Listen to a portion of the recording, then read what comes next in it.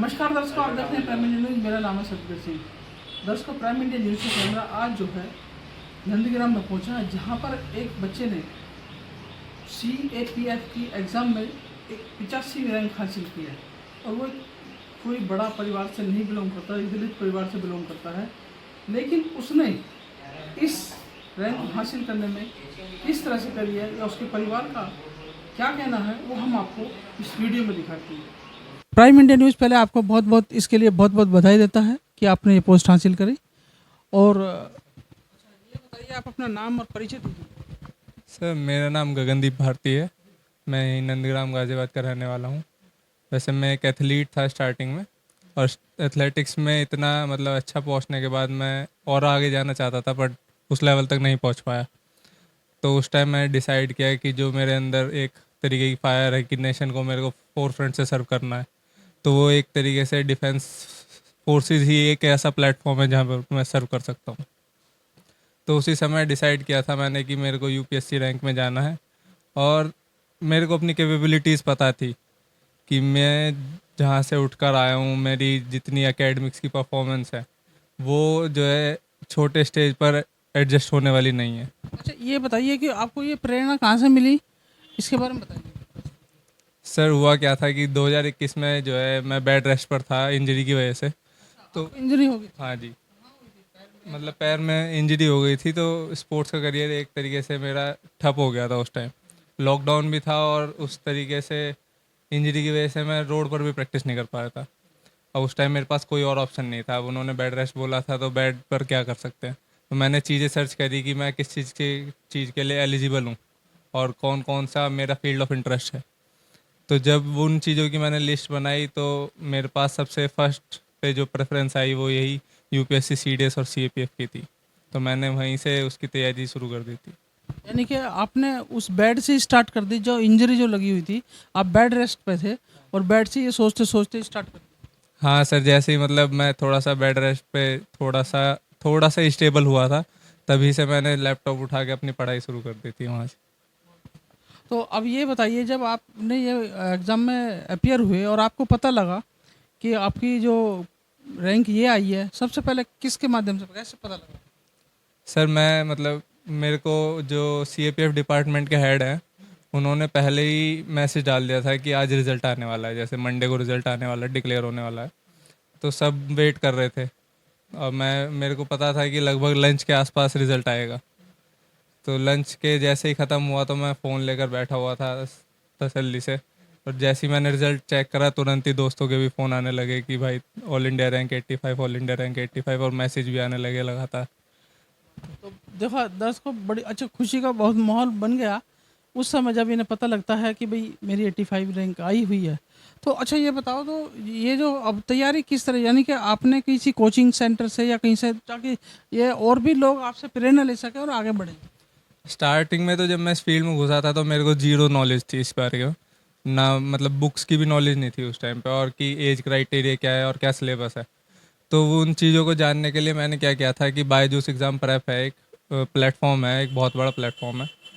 उस टाइम उसका मैंने सब्सक्रिप्शन लिया था। सब्सक्रिप्शन भी नहीं, वहाँ पर एक टेस्ट सीरीज़ चल रही थी कि अगर आप टेस्ट सीरीज़ में अच्छा करोगे तो उसके स्कॉलरशिप मिलेगी आपको, और जो है कम पैसों में आप जो है बहुत अच्छा 1 साल का सब्सक्रिप्शन ले सकते हो।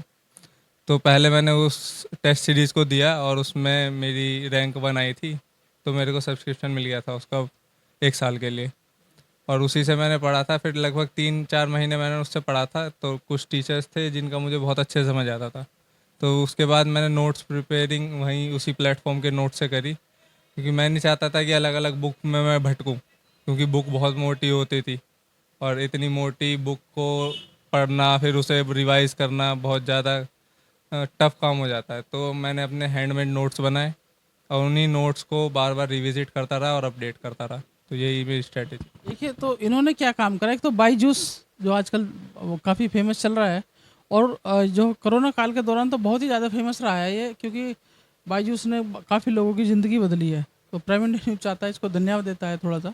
दूसरी बात ये है कि बाईजूस के माध्यम से इन्होंने अपनी तैयारी करी है, और दूसरी बात, जो मोटी मोटी बुकें ना पढ़ करके इन्होंने उसी के छोटे छोटे क्वेश्चन वगैरह रेडी करे, और उसके आगे फिर उन्होंने जो है ये पोस्ट हासिल करी है। अच्छा, इसका श्रेय किसको देंगे?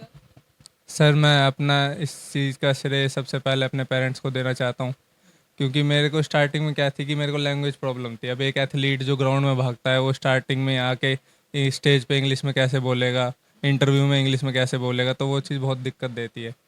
तो फर्स्ट टाइम जो सीडीएस का इंटरव्यू हुआ था तो उसमें मैं बाहर हो गया था।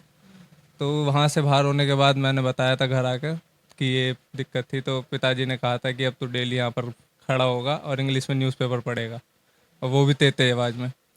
तो वो चीज़ मैंने खुद अपने अंदर नोटिस करी कि वो फ्लुएंसी आने लग गई थी मेरे अंदर। लैंग्वेज प्रॉब्लम जो बैरियर था मेरे बीच में, वो चीज़ हट गई थी।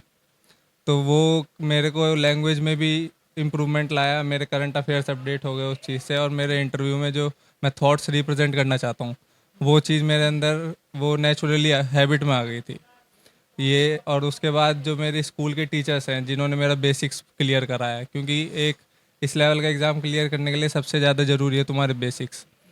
अगर जैसे कि एक बिल्डिंग का बेस ही स्ट्रॉन्ग नहीं होगा तो ऊपर नहीं जा पाएगी, ज़्यादा से ज़्यादा 2-3 मंजिल पे ठप हो जाएगी।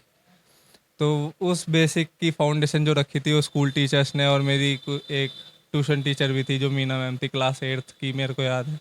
तो तभी से मेरा जो बेस स्ट्रॉन्ग बना है, मैं उन सब के लिए थैंकफुल हूँ। तो दर्शकों देखा आपने, इनके जो प्रेरणा स्रोत रहे हैं, इनके फादर रहे हैं, मदर रहे हैं, और इनके जो गुरुजन वो भी, उनको भी धन्यवाद करते हैं। तो अब ये बताइए, तो अब आपकी आगे की क्या प्रक्रिया है इसमें, क्या कहाँ तक आपको जो है आप ज्वाइनिंग लेटर या उसे मेडिकल या क्या क्या चीज़ हो चुकी है, क्या रह रहा है बाकी? सर इसका फाइनल प्रोसेस सब खत्म हो गया है और मेरी ज्वाइनिंग बची है। सिर्फ मेरे को दिसंबर में जाना है। वो कॉल लेटर में लिखा आएगा कि किस प्लेस पे रिपोर्ट करना है मेरे को। हाँ जी। फिर चलिए, देखिए, आपको इसके लिए बहुत बहुत शुभकामनाएं और बहुत बहुत धन्यवाद। तो प्राइम इंडिया न्यूज़ अभी आपको इनके माता पिता से मुलाकात कराएगा और उनकी भी बातें आपको सुनवाएगा। इसको देखा अभी आप, उसके बाद जो है हमारे साथ गगनदीप भारती के पिता हैं, उनसे भी जान लेते हैं। जी, पहली बात तो प्राइम इंडिया न्यूज़ आपको और बेटे को बहुत बहुत शुभकामनाएं देते हैं, क्योंकि आपने ऐसी इतनी मेहनत करके इस मुकाम पर पहुंचाया है, उसके लिए प्राइम इंडिया न्यूज़ भी धन्यवाद करता है। और आप जो है ये बताएं दर्शकों को, किस तरह से आपने उनके साथ मेहनत करी और इस मुकाम तक पहुंचाया। मेहनत तो देखिए, सबसे पहली मेहनत तो बच्चे की है, लेकिन माता पिता होने के नाते अपने अपने बच्चों को सभी प्रेरणा देते हैं। हमने भी प्रेरणा दी। जब ये छोटे छोटे बच्चे थे, दोनों, 2 बेटे हैं मेरे, 1 बेटी है, तो ये हमारा जो राजनगर एक्सटेंशन वाला पुस्ता है, इस पर खरंजा लगा था, पक्का भी नहीं हुआ था। वहाँ लेकर इनको 4 बजे मैं दौड़ाता था। उसी के प्रेरणा लेकर ये खिलाड़ी भी बना, एथलीट बना। और पढ़ाई के मामले में जैसे मैं घर पे, इसकी माता है तो वो भी इनके काफ़ी स्टिक है पढ़ाई करवाने में। हालांकि वो कम पढ़ी लिखी है, मैं भी कम पढ़ी लिखा हूँ, लेकिन हम इनको यही कहते थे कि जैसे हम कम पढ़े लिखे रह गए और हम सड़कों पे धक्के खा रहे हैं, मजदूरी कर रहे हैं, ऐसे आप ना रहना। दर्शकों को बताइए कि आप क्या काम करते हैं, ताकि ये भी जाने की भी एक ऐसे इंसान जो कि इतने कम पढ़े लिखे होने के बाद। और दर्शकों, हमारे साथ इस समय गगनदीप भारती की जो है दादी जी हैं और माता जी हैं, उनसे जान लेते हैं।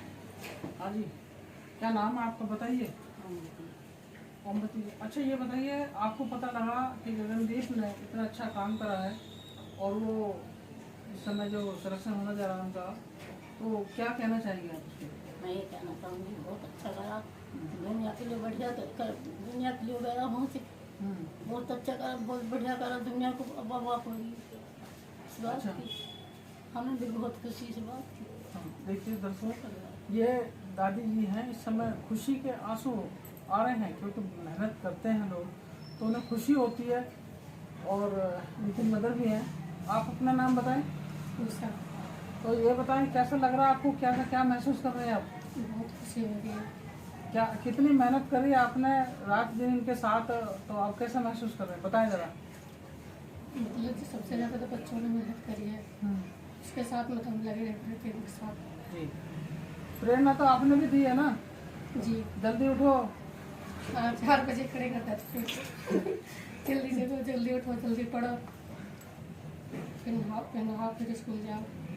देखिए दर्शकों, हम आपको बता दें इस समय भावुक हैं, भावुक उन पलों को लेके हैं जिन पलों में इन्होंने गगनदीप को प्रेरित किया भी उठिए जल्दी तैयार हुई है और स्कूल को जाइए। तो दर्शकों बने रहिए प्राइम न्यूज़ के साथ और मैं सतबीर सिंह लेता हूँ। धन्यवाद।